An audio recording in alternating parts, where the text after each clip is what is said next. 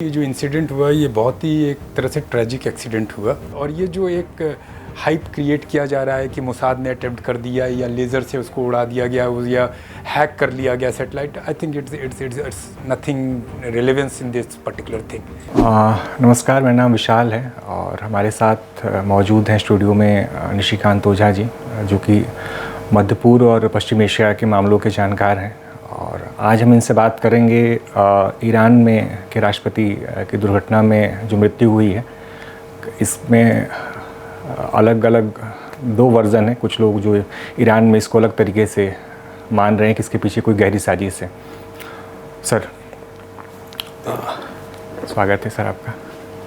Sir, ये एक जो दुर्घटना हुई है तो ईरान में कुछ लोग, जो कि तेहरान टाइम्स की पहली जो सुर्खी थी, martyrdom in the line of duty, और उनको एक शहीद के तौर पे वो पोर्ट्रे कर रहे हैं। मतलब अभी तक कुछ ऐसा एविडेंस तो मिला नहीं है कि जिस पे हम लोग मान के चल रहे हैं कि ये दुर्घटना है। क्या सर? बेसिकली क्या था कि जो इंसिडेंट हुआ ये बहुत ही एक तरह से ट्रेजिक एक्सीडेंट हुआ और it was unexpected, beyond the imagination. किसी को भी इसके बारे में नहीं था। आपको पता ही होगा कि दुर्घटना होने से थोड़ी देर पहले ही वो वहाँ पर अजरबैजान बॉर्डर पे थे, जहाँ पर उन्होंने डैम का इनॉग्रेशन किया था। और अजरबैजान के साथ स्ट्रैटेजिक अलायंस है इस्लामिक रिपब्लिक ऑफ ईरान का। जहाँ तक हम बात करते हैं कि इस प्रेजेंट गवर्नमेंट की, तो ये प्रेजेंट गवर्नमेंट पूरी तरीके से स्टेबल थी और under the presidents Khomeini, supremo Khomeini president, और जो प्रेजेंट स्ट्रक्चर था गवर्नमेंट का, it was going in a very positive way. आप अप्रिशिएट करेंगे कि इसी प्रेजेंट गवर्नमेंट में इंडिया और ईरान को और काफ़ी नज़दीक आए और काफ़ी उन्होंने स्ट्रेटजिक अपने अलायंसेस जो कि काफ़ी सालों से पेंडिंग पड़े हुए तो एग्जीक्यूट किए गए। जहाँ तक एज एन एक्सपर्ट मैं देखता हूँ कि इसके पीछे क्या रीज़न रहा, तो अभी एज ऑन रीज़न, क्योंकि ईरान और इज़राइल के साथ हमेशा से एक जो रिलेशन था काफ़ी खट्टा रिलेशन रहा है और बेसिकली एक तरह से एनिमी कंट्री की तरह ही रिलेशन रहे हैं दोनों देशों के बीच में। जहाँ तक इज़राइल की हम बात करते हैं, खुफिया एजेंसी मोसाद की बात करते हैं या ईरान इंटेलिजेंस की बात, IRG की बात करते हैं, मैं अभी इस चीज़ को रूल आउट करूँगा कि कहीं से भी मोसाद का इसमें इंटरवेंशन है या मोसाद कहीं तरीके से भी इन्वॉल्व है। जहाँ तक अगर आप मोसाद की साइकोलॉजी को देखते हैं, उन्होंने पहले भी ऑपरेशंस किए तेहरान के अंडर में, लेकिन वो was basically for the military operations, और उन्होंने टारगेट किया जो कि एक ऑफिशियल इंटेलिजेंस ऑफिसर से या मिलिट्री ऑफिसर से या गवर्नमेंट स्ट्रैटेजिक ऑफिसर से। उनको आप हिस्ट्री में जाके देखिए, कभी भी उन्होंने पॉलिटिकल लीडर को असैसिनेट नहीं किया। अब तो तर्ज दिया जाता है कि काइनेटिक वॉर भी कर सकते हैं, नॉन काइनेटिक वॉर्स भी कर सकते हैं। तो I am totally ruling out this particular phenomena.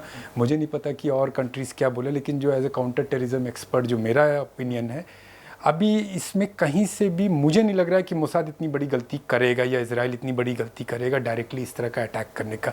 Tug of war चलती रहती है, वो उनके ऊपर अटैक कर रहा है, वो उनकी फैसिलिटी पे अटैक कर रहे हैं, वो उनके यहाँ स्पोनेज कर रहा है, वो उनके यहाँ काउंटर स्पोनेज कर रहे हैं।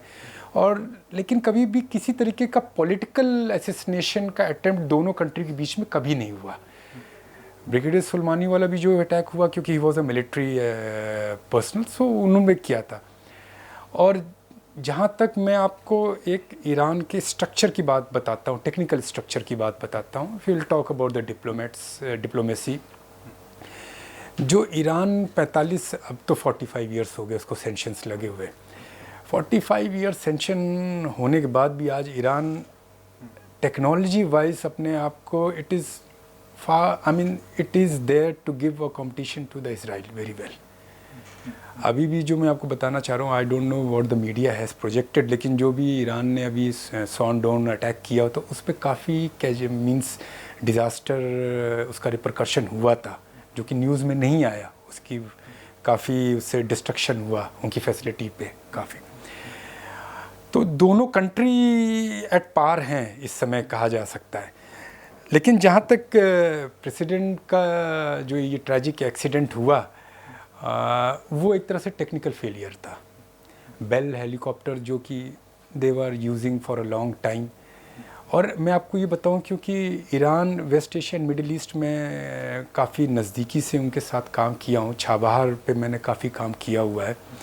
छाबहार का जब एग्रीमेंट हो रहा था तो उसी बीच में अभी 2021 में ईरान ने प्रपोज़ किया था एक एयर नेविगेशन मॉडर्नाइजेशन का एक प्रोजेक्ट, कि एक इंडिया के साथ वो बेसिकली उस पर भी काम करना चाहते हैं। अपने जो एयर नेविगेशन सिस्टम है या एयरक्राफ्ट मैन्युफैक्चरिंग कंसोर्टियम बनाना चाहते हैं। तो इससे साफ साफ दिखता है कि वो अपने जो एरोस्पेस है उसको अपग्रेड करना चाह रहे थे।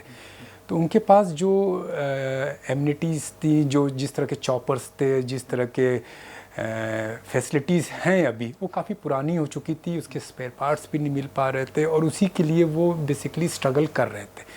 तो अगर आप जहाँ देखें टू ब्लेड, आज के समय में हम 21st सेंचुरी एरा में चल रहे हैं और अगर ट्विन ब्लेड चॉपर आप पे लेके चल रहे हैं तो it is you can not blame कि इस पर कोई टैक्टिकल अटेम्प्ट हुआ है एनिमी कंट्री से या इजराइल की तरफ से।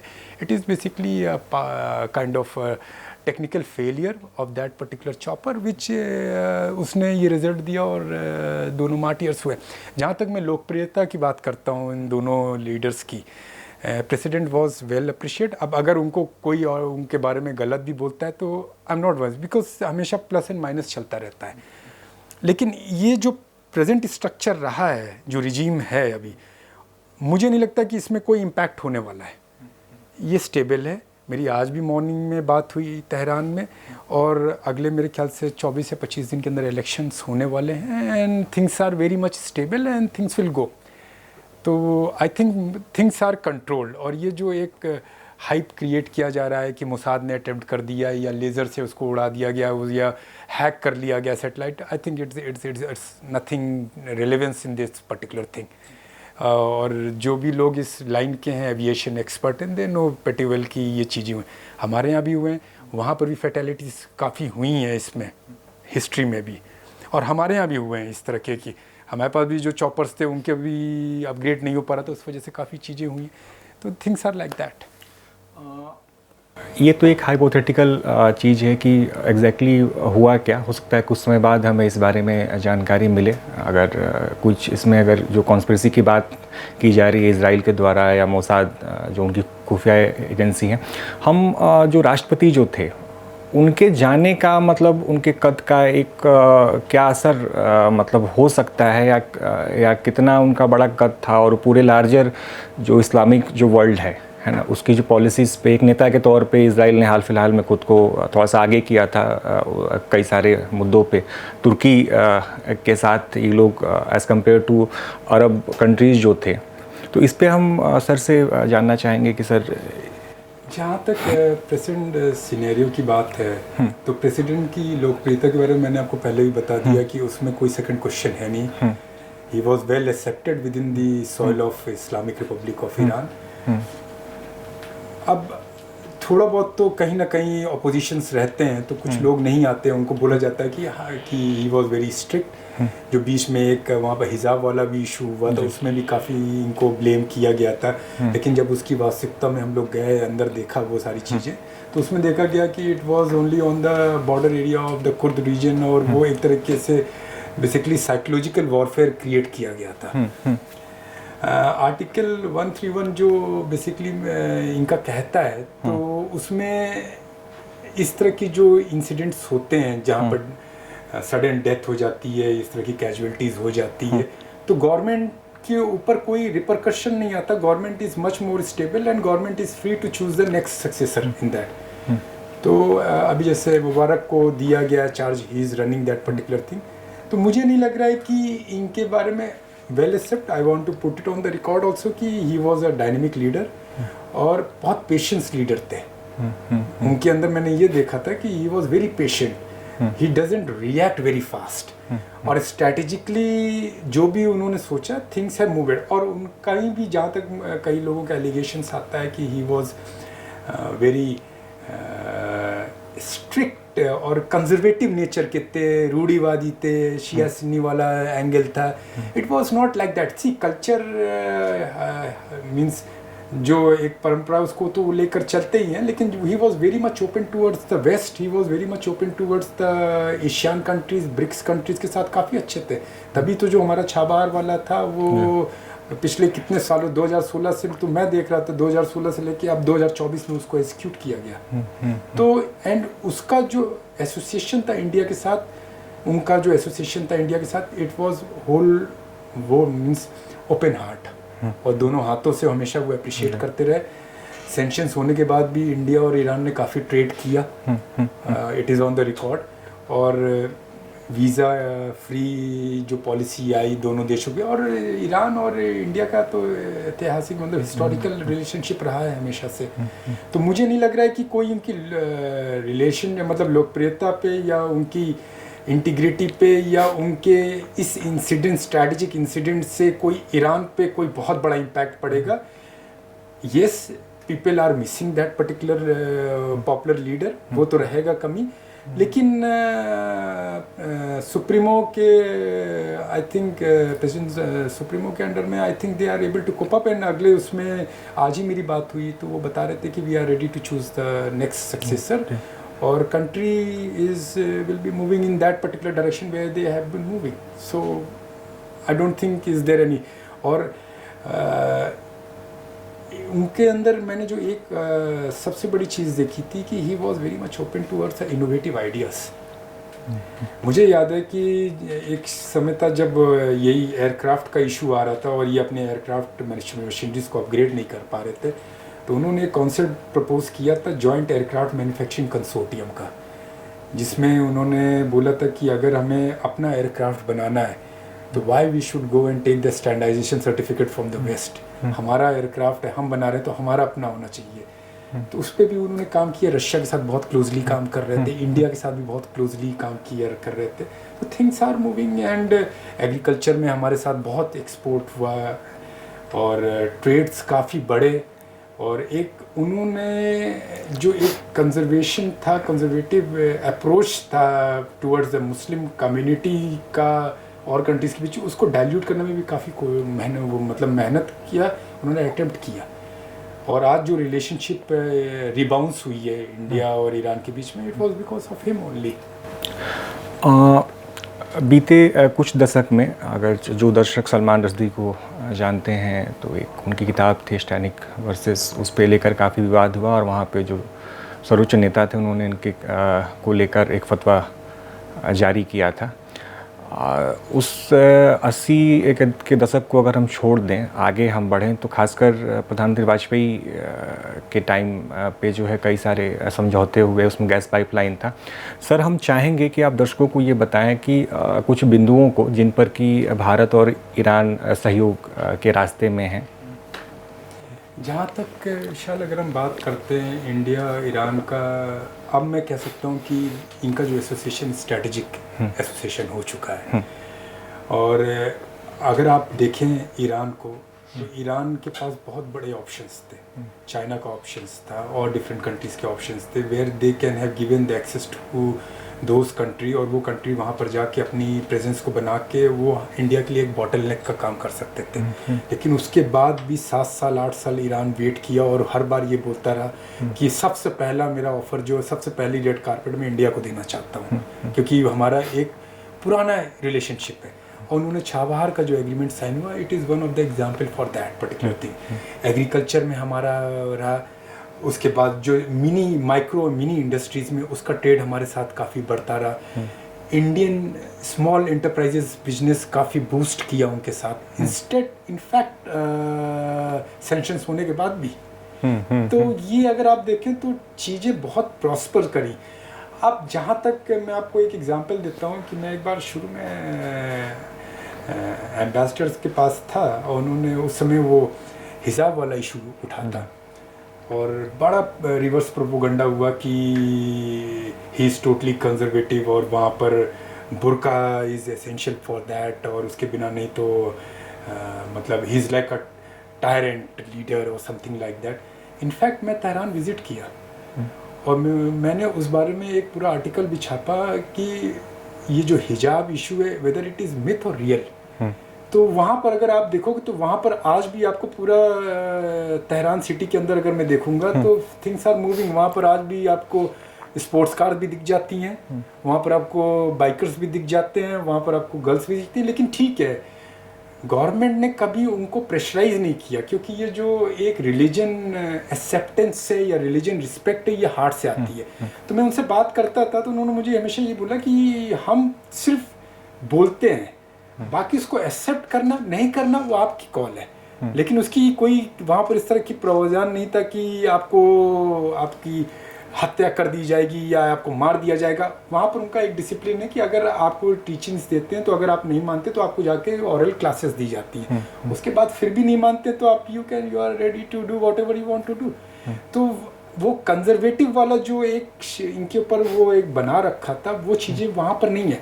इनफैक्ट बुर्का उनके कल्चर में है, तो अगर हाथ आप नहीं मिला सकते वहाँ पर लड़की से, तो वो रिस्पेक्ट एंड रिगार्ड है, उसमें कोई नहीं है। आप फ्लाइट में अगर आप उतरते हैं तेहरान के अंदर में, तो अगर वहाँ यूएस की भी लेडी अगर बैठी हुई है या वेस्टर्न कल्चर की लेडी है, तो as a respect and regard वो अपने चेहरे को स्कार्फ से ढकती है।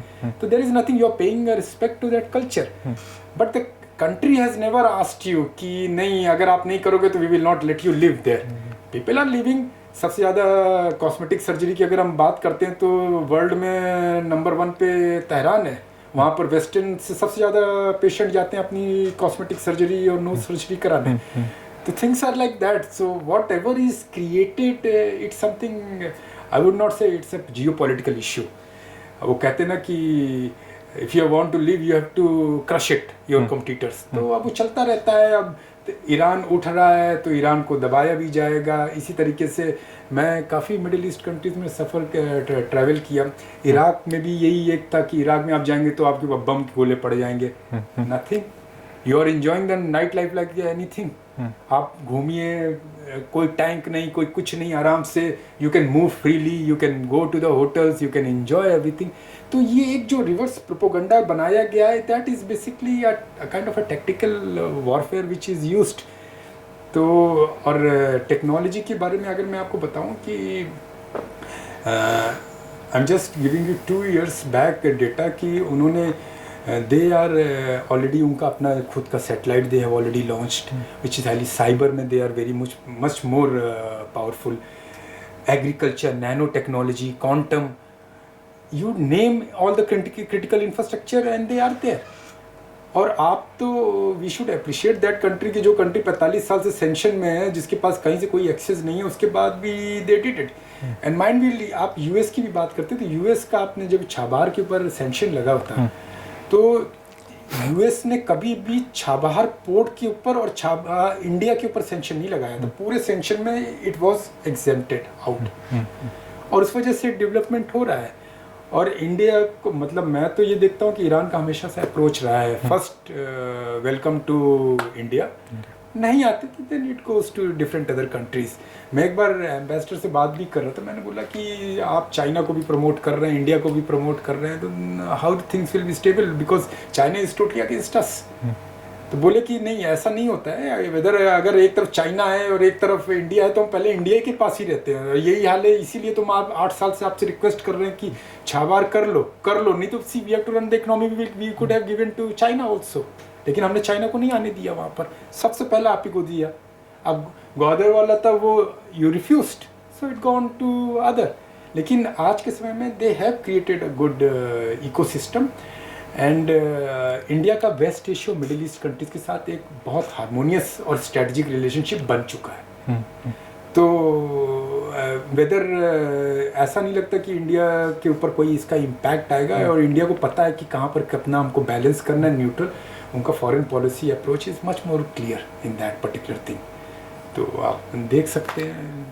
हाँ, एक कल्चर की सर ने बात की और चीन की ही बात आई, तो मैं दर्शकों के साथ एक बड़ा दिलचस्प वाक़या मैं साझा करना चाहूँगा कि 1962 की जब लड़ाई हो रही थी भारत और चीन के बीच, तो ईरान के शाह ने तत्कालीन पाकिस्तानी जो शासक जो थे, क्योंकि उस समय पाकिस्तान के साथ बहुत अच्छे रिलेशन, मतलब उतने मतलब उस प्रकार के रिलेशन मतलब भारत और पाकिस्तान के बीच उतने ख़राब नहीं थे 1962 तक। तो ईरान के शाह ने कहा था कि आप अपनी फ़ौजों को भेजो, भारत के पक्ष से लड़ने के लिए। मतलब ये मुझे सर कहीं पढ़ते हुए कुछ साल पहले ये बात पता चली थी।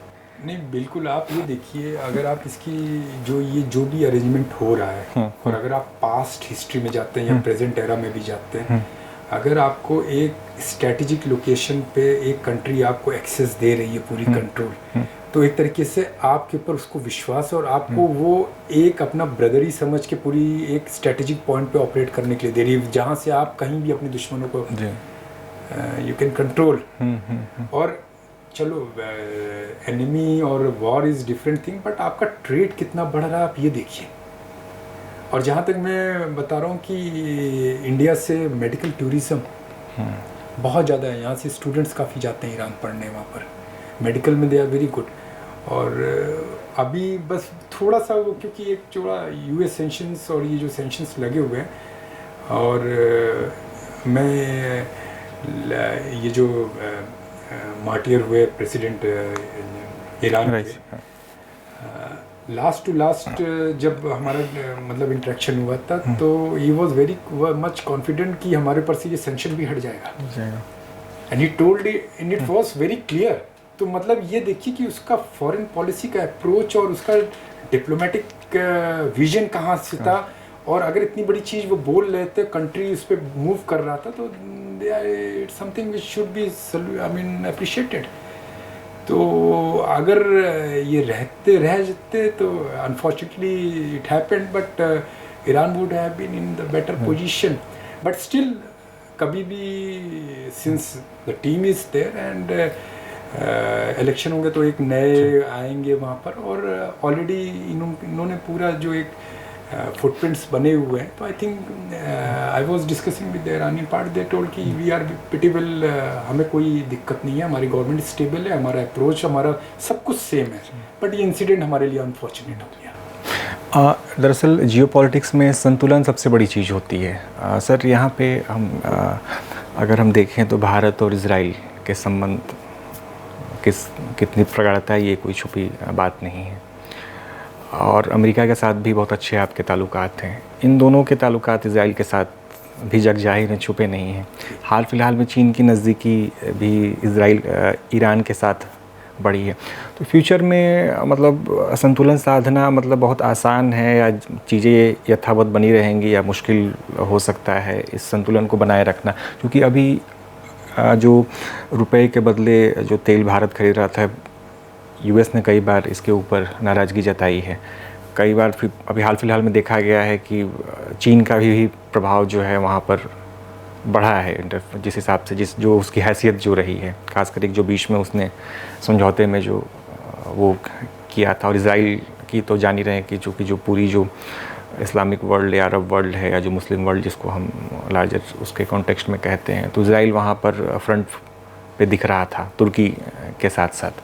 तो इसको सर मिडिल ईस्ट और वेस्ट एशिया का जो जियो पोलिटिकल सिचुएशन है काफ़ी डायनेमिक है, और काफ़ी you can say it's changing very rapidly. एक प्रोवर्ब याद आता है, नो वॉर नो पीस। तो ये तो एक टगा वॉर चलता रहेगा कि आप ये सोचें कि पूरा देश, पूरा विश्व शांति में हो जाएगा और सारी चीज़ें अगर इस तरह हो गया तो सब आपस में कोलैप्स कर जाएंगे।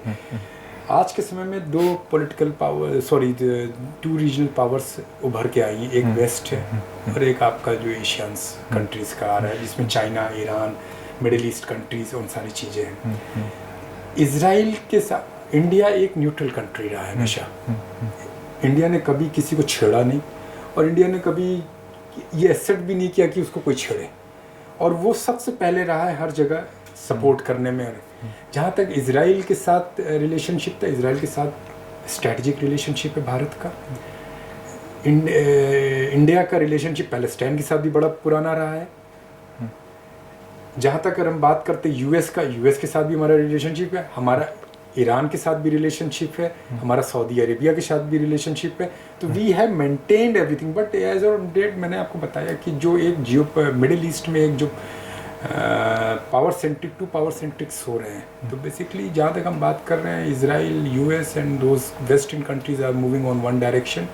और अगर हम बात करते हैं तो चाइना, ईरान और Russia, and these countries I have created a kind of synergy among them because they are suffering. तो अगर उनको अपने आप को सर्वाइव करना है तो उनको हैंडशेक करना पड़ेगा आपस में. एंड मैंने बताया कि अभी ईरान ने जब अपना क्या बोलते हैं सैटेलाइट लॉन्च किया था तो उन्होंने रशियन लॉन्चिंग पैड को यूज़ किया वहाँ से. और रशिया अभी भी जो सारे स्ट्रेटजिक ड्रोन्स और ये सारी चीज़ें ईरान के साथ बड़ा क्लोजली काम कर रहा है. रशिया का हमारे साथ भी बहुत अच्छा रिलेशनशिप है. और अभी मतलब अगर आप देखें तो रिसेंटली पुतिन ने भी मॉस्को ने बड़ा क्लियर डिक्लेरेशन दिया है कि we are not having any differences with India and we are just like brother and we will be like a brother. So ये जो रिलेशनशिप है मॉस्को और न्यू दिल्ली के साथ है वो बरकरार रहेगा, उसको कोई नहीं छेड़ सकता. इतनी जियोपॉलिटिकल सिचुएशन चेंज हुई, नाटो के साथ हुआ, उधर पैलेस्टाइन के साथ हो गया, लेकिन रशिया का रिलेशनशिप कभी भी इंडिया के साथ ख़राब नहीं हुआ. वो उसी तरह से. तो इंडिया का अपना जो एक जियोपॉलिटिकल प्रिंसिपल्स और पॉलिसीज़ है, it is very robust and he knows how to balance those things. और इसी वजह से कि हमारा कोई ना ईरान ने हमें कभी ब्लेम किया, ना हमें कभी रशिया ने ब्लेम किया, ना कभी हमें इजराइल ने ब्लेम किया. तो हमने एक अपना बना रखा और हमने अपना एक पैरामीटर्स भी फिक्स कर रखे कि हमें इसी एरिया में जाना चाहिए. तो I think things are like that. नहीं, बहुत बहुत धन्यवाद सर. आपके माध्यम से एक इंसाइट, एक जो ग्राउंड रियलिटीज़ हैं और ख़ासकर मध्य पूर्व की कई बारीक चीज़ों को जानने समझने में मदद मिली.